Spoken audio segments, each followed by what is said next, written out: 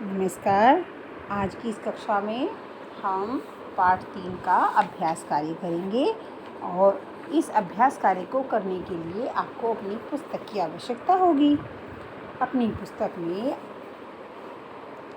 Page number 24 आप खोल लें और इसके ख भाग पर देखें, जिसके अंतर्गत प्रश्न पूछा गया है कि पाठ के अनुसार वाक्य के सामने सही या गलत का चिन्ह लगाएं।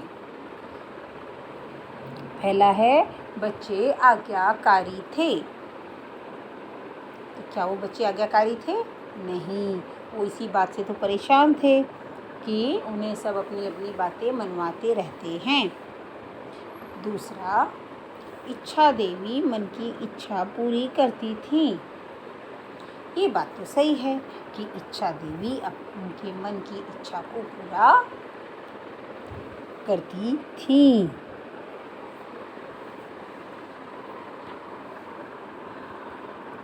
तीसरा, बच्चे साफ सफाई पसंद थे। हाँ, बच्चे साफ सफाई पसंद थे। उन्हें केवल बड़ों की बात मानना पसंद नहीं था। उन्हें साफ सफाई पसंद थी, तभी तो पार्क, घर, कपड़े सबको गंदा देखने के बाद वो परेशान हो गए थे। अंत में बच्चों को अपनी भूल का एहसास हुआ।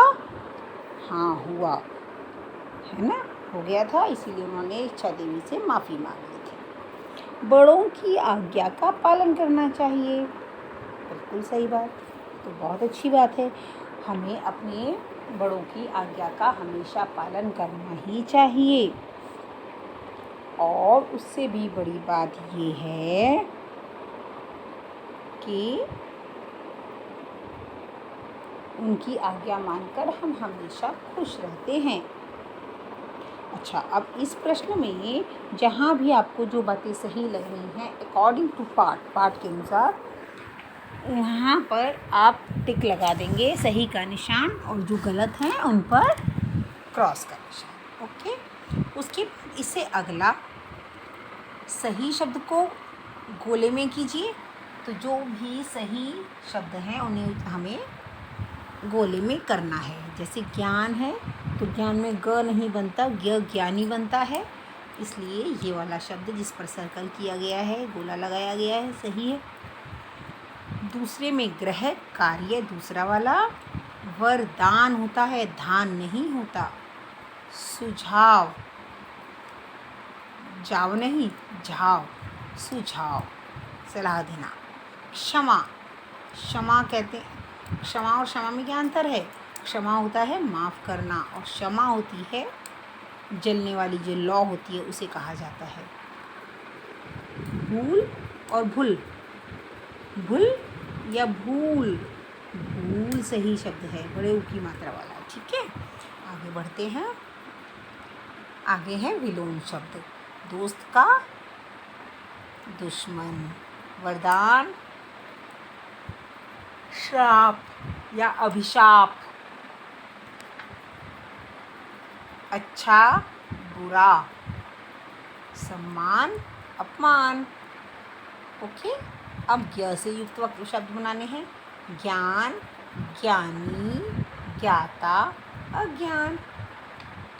अब यहाँ देखिए, भाववाचक संज्ञा, शिक्षक, शिक्षा, मित्र, मित्रता,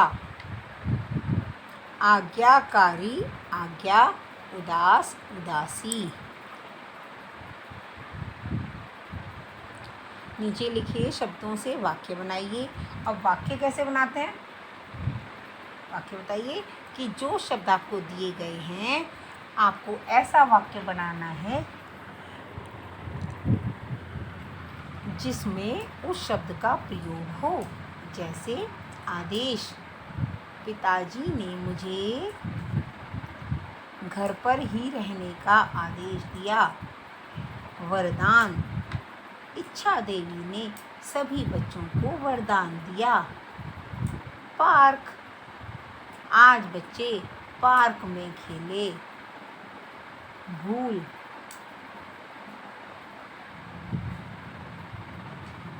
विद्यालय न जाकर उसने भूल की। अध्यापक, हमारे अध्यापक बहुत अच्छे हैं। इस तरह से आपको इन वाक्यों का निर्माण करना है। अब एक और प्रश्न आपके सामने है कि चित्र देखकर वर्णन कीजिए। ये चित्र आपके समक्ष है, ये देखिए। आपको इसको देखकर वर्णन करना है कि इस चित्र में क्या दिया गया है।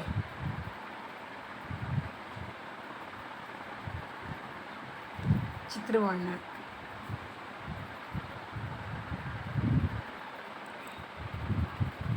तो इस चित्र में यह एक सुंदर बागीचे का चित्र है। 3 बच्चे एक साथ खेल रहे हैं। एक औरत बच्चों को खेलते हुए देख रही है।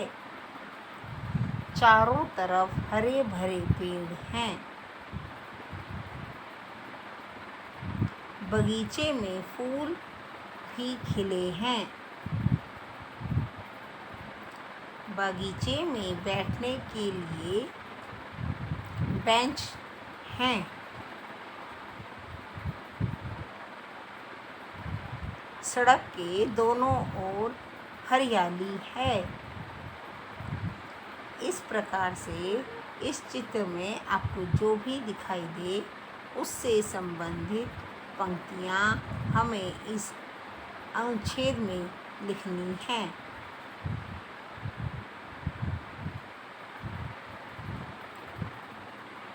तो ये आपकी समझ में आ गया होगा कि ये हमें कैसे करना है। ये अभ्यास कार्य हमें अपनी पुस्तक में पूर्ण करना है। साथ ही शब्दार्थ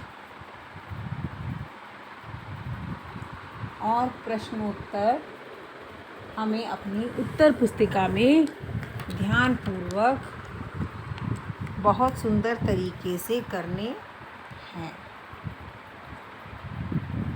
ठीक है, तो इस प्रकार से आप अपना काम पूरा करेंगे।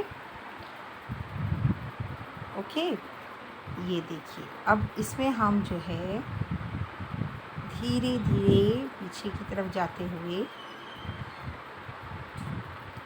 ये तीसरा और चौथा प्रश्न समझेंगे कि मनमानी का वरदान पाकर भी बच्चे खुश न रह सके, क्यों?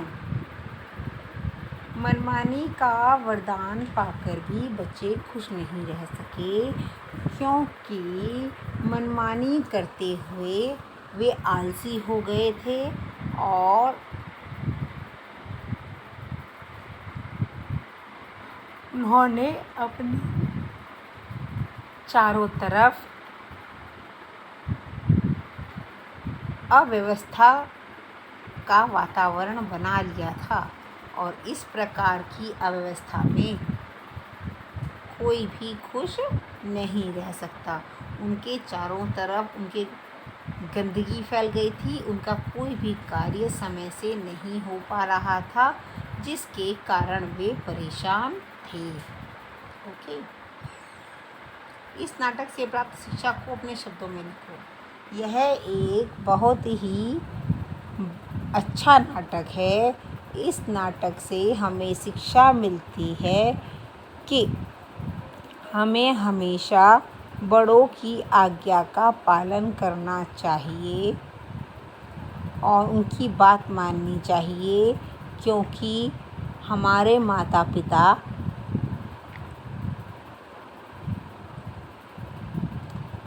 हम पर जो रोक टोक लगाते हैं या कोई भी कार्य हमें करने को कहते हैं तो वह हमारी भलाई के लिए होता है।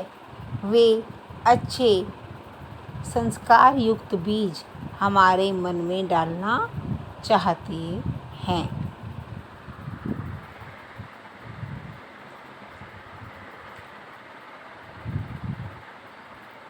इस प्रकार हम कह सकते हैं कि हमें हमेशा बड़ों की बात माननी ही चाहिए।